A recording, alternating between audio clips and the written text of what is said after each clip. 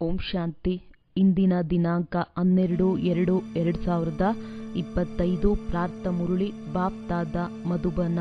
ಮಧುರ ಮಕ್ಕಳೇ, ನೀವು ಬಹಳ ದೊಡ್ಡ ವಜ್ರ ವ್ಯಾಪಾರಿಗಳಾಗಿದ್ದೀರಿ. ನೀವು ಅವಿನಾಶಿ ಜ್ಞಾನ ರತ್ನರೂಪಿ ವಜ್ರಗಳನ್ನು ಎಲ್ಲರನ್ನೂ ಸಾಹುಕಾರರನ್ನಾಗಿ ಮಾಡಬೇಕಾಗಿದೆ. ಪ್ರಶ್ನೆ: ತಮ್ಮ ಜೀವನವನ್ನು ವಜ್ರ ಸಮಾನ ಮಾಡಿಕೊಳ್ಳಲು ಯಾವ ಮಾತಿನ ಮೇಲೆ ಬಹಳ ಸಂಭಾಲನೆ ಮಾಡಿಕೊಳ್ಳಬೇಕು? ಉತ್ತರ: ಸಂಘದಿಂದ ಸಂಭಾಲನೆ ಮಾಡಿಕೊಳ್ಳಬೇಕು.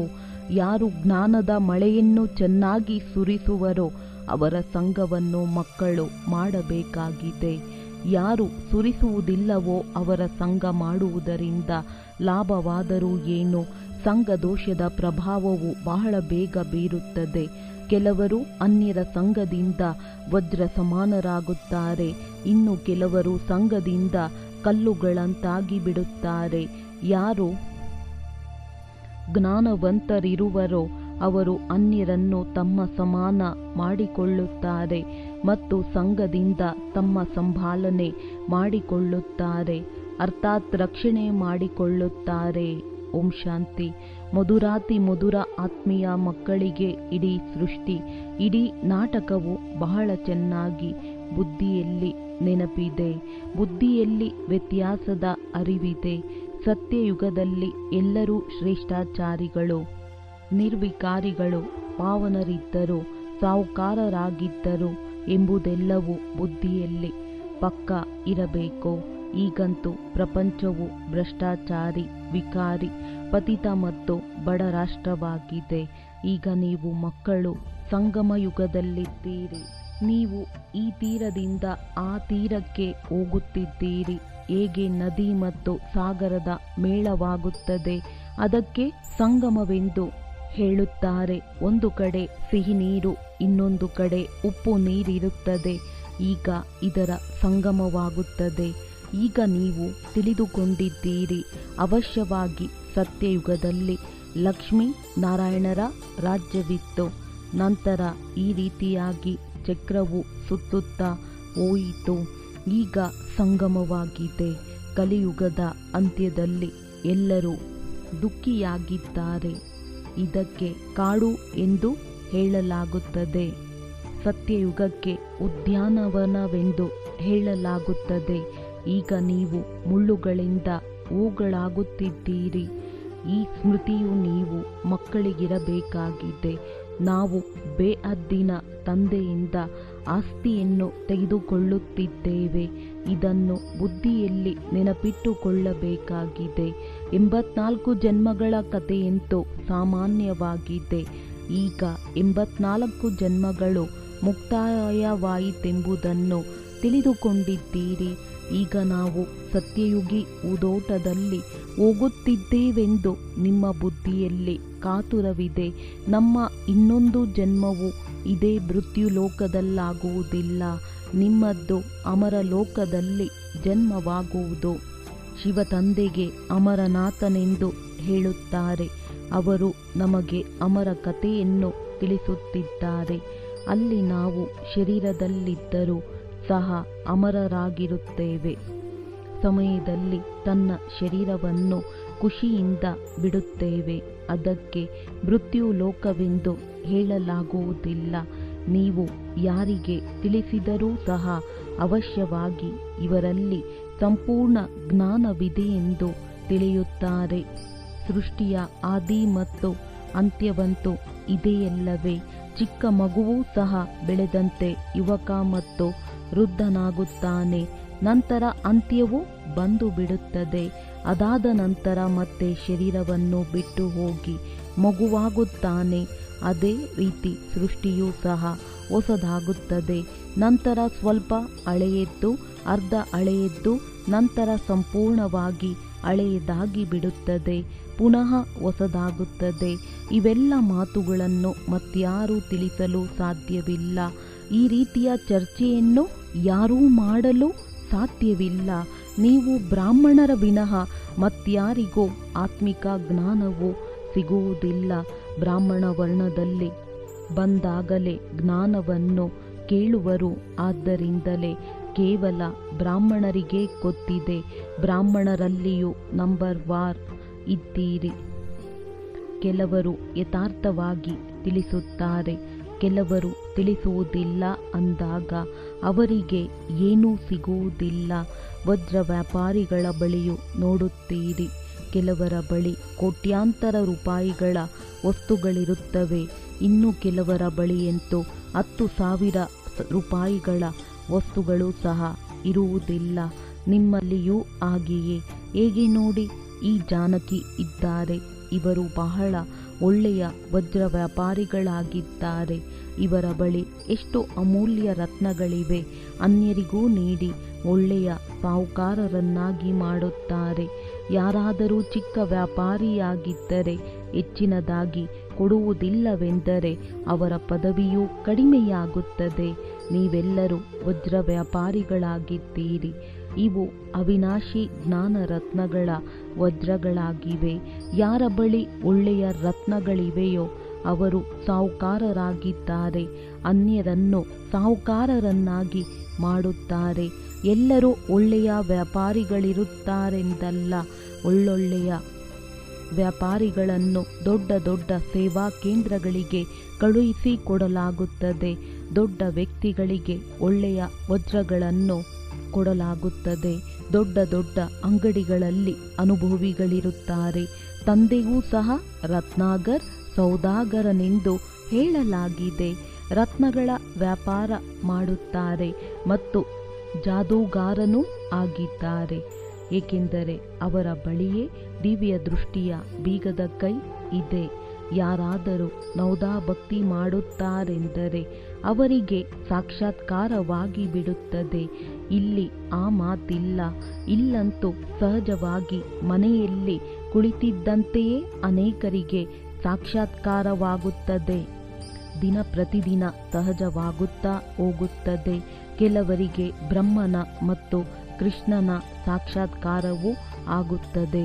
ಬ್ರಹ್ಮನ ಬಳಿ ಹೋಗಿ ಅವರ ಬಳಿ ರಾಜಕುಮಾರರಾಗುವ ವಿದ್ಯೆಯನ್ನು ಓದಿ ಎಂದು ತಿಳಿಸುತ್ತಾರೆ.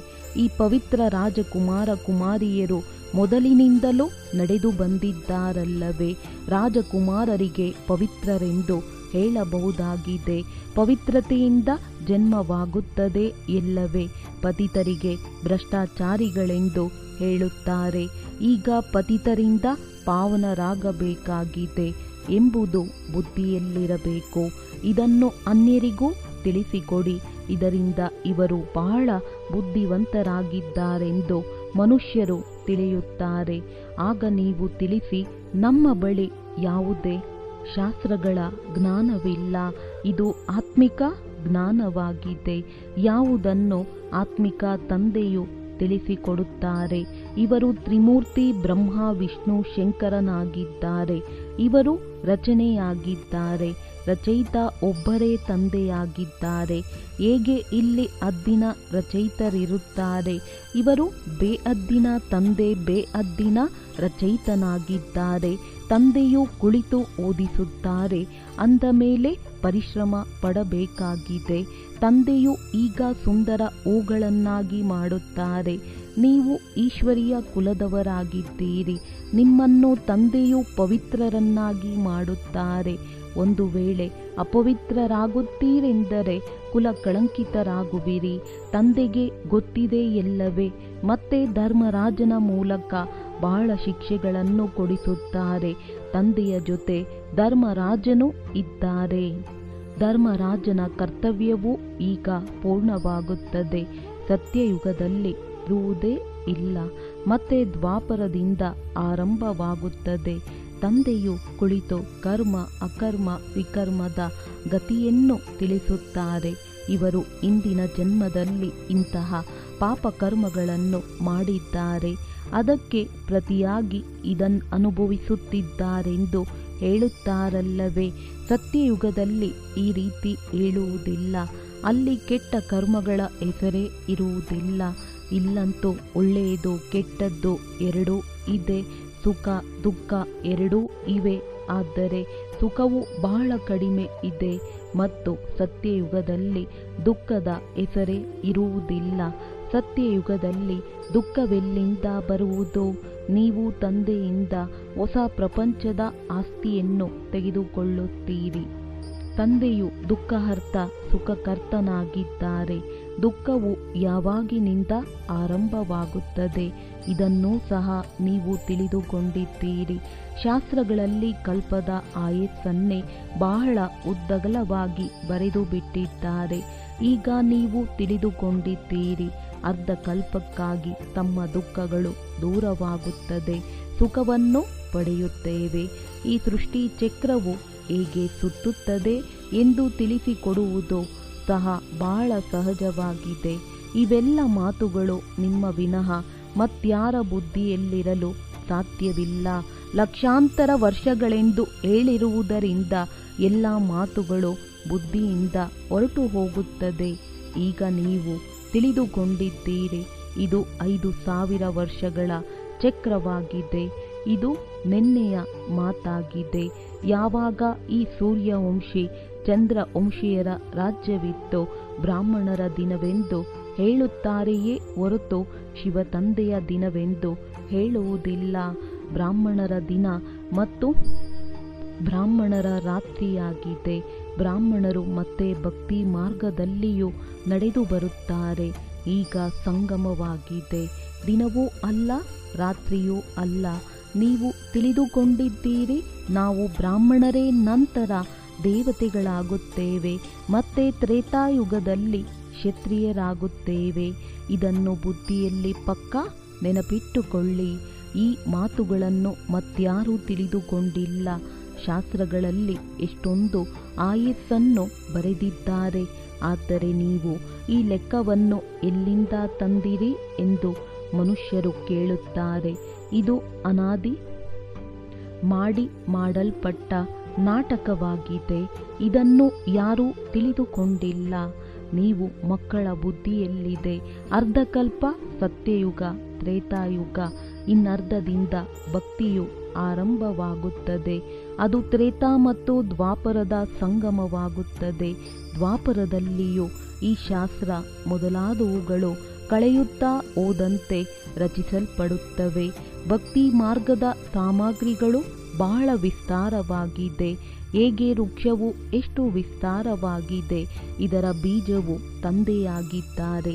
ಇದು ಉಲ್ಟಾ ವೃಕ್ಷವಾಗಿದೆ. ಮೊಟ್ಟ ಮೊದಲು ಆದಿ ಸನಾತನ ದೇವಿ ದೇವತಾ ಧರ್ಮವಿರುತ್ತದೆ. ಈ ಮಾತುಗಳನ್ನು ತಂದೆಯು ತಿಳಿಸುತ್ತಾರೆ. ಇವು ಸಂಪೂರ್ಣ ಹೊಸ ಮಾತುಗಳಾಗಿವೆ. ಈ ದೇವಿ ದೇವತಾ ಧರ್ಮದ ಸ್ಥಾಪಕರನ್ನು ಯಾರೂ ತಿಳಿದುಕೊಂಡಿಲ್ಲ.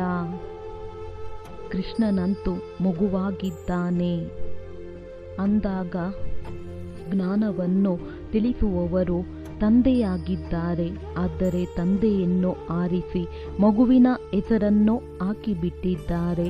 ಕೃಷ್ಣನ ಚರಿತ್ರೆ ಇತ್ಯಾದಿಯನ್ನೇ ತೋರಿಸಿದ್ದಾರೆ. ತಂದೆಯು ತಿಳಿಸುತ್ತಾರೆ, ಈ ಲೀಲೆಯು ಕೃಷ್ಣನದ್ದಲ್ಲ.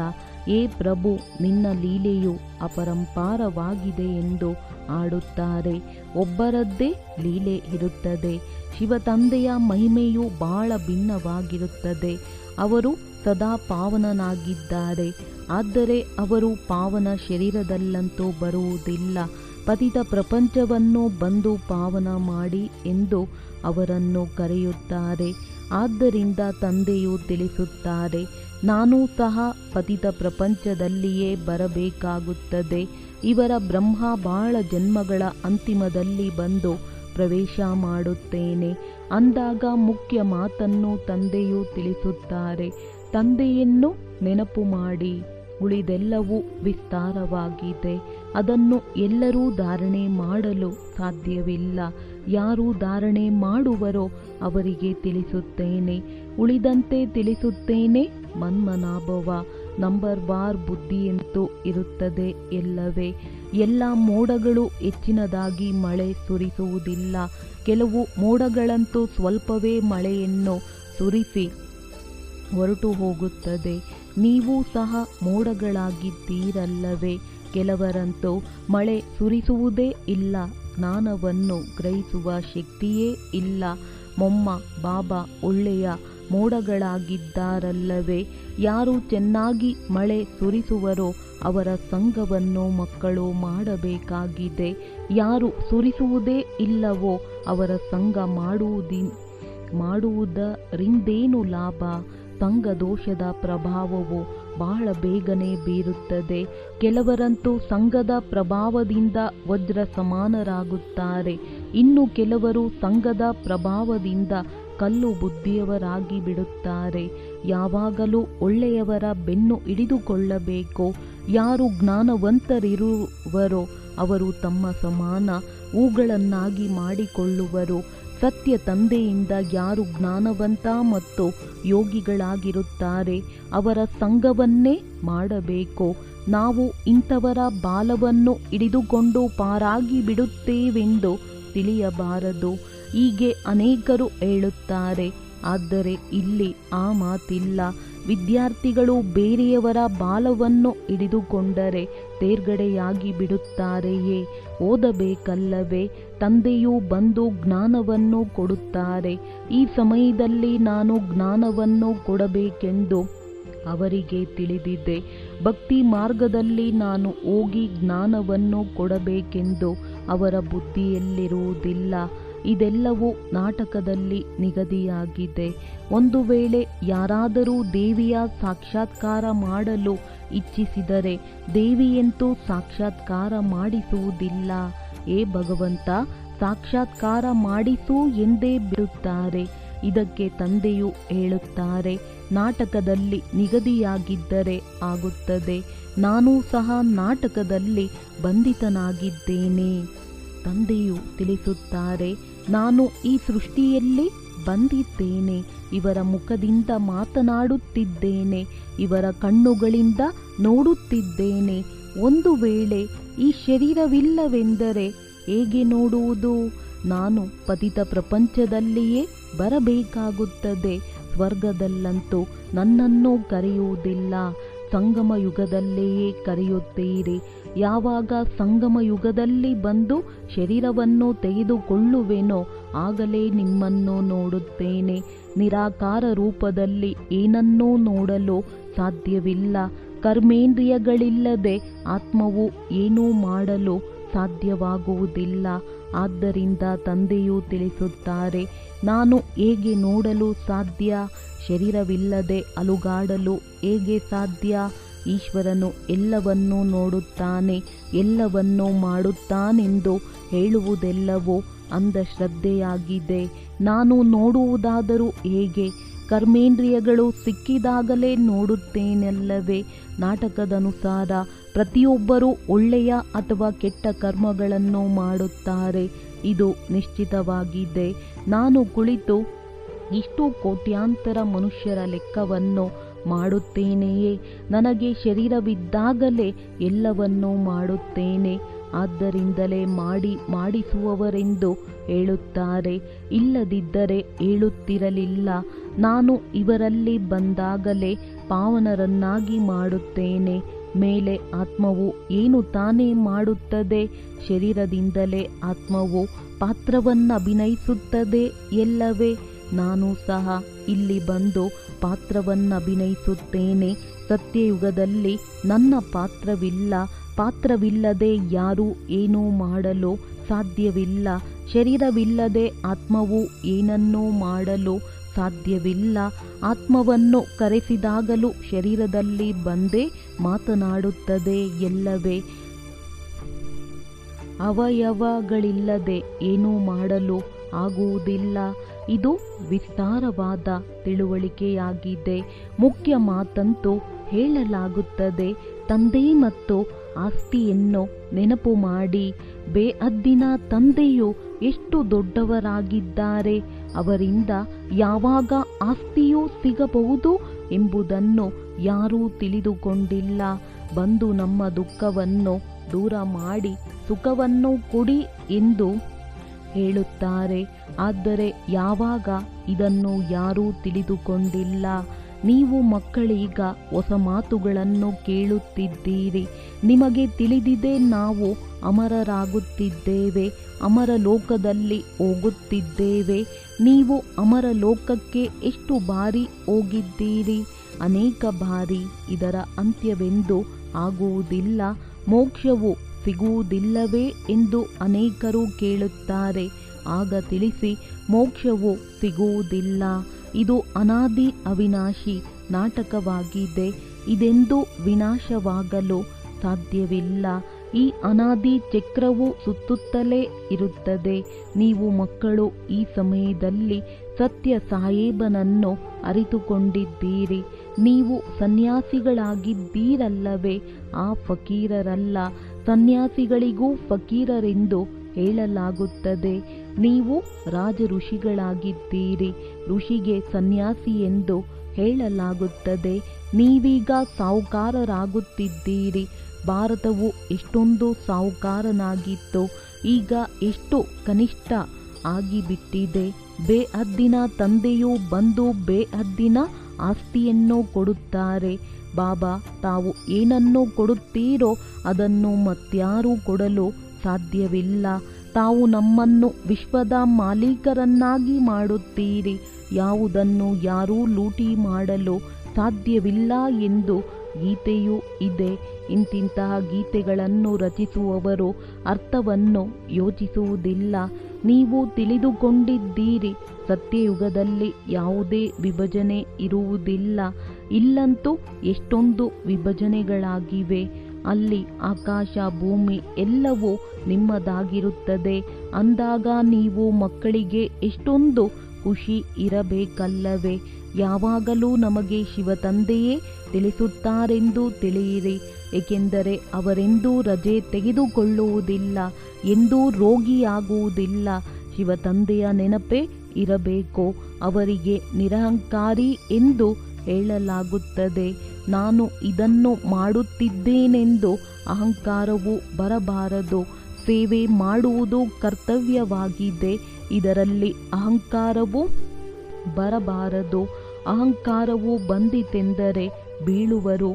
ಸೇವೆ ಮಾಡುತ್ತಾ ಇರಿ. ಇದು ಆತ್ಮಿಕ ಸೇವೆಯಾಗಿದೆ.